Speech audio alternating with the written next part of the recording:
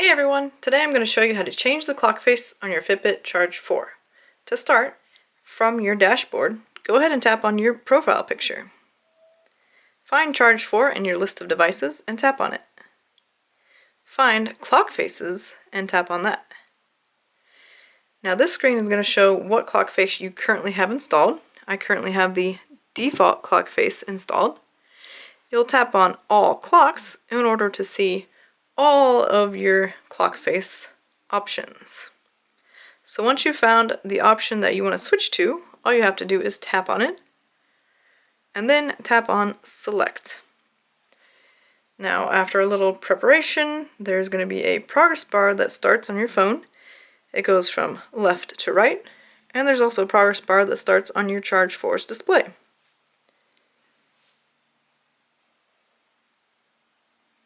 And once the progress bar is complete, you get a check mark on your Fitbit Charge 4 display and the new clock face appears.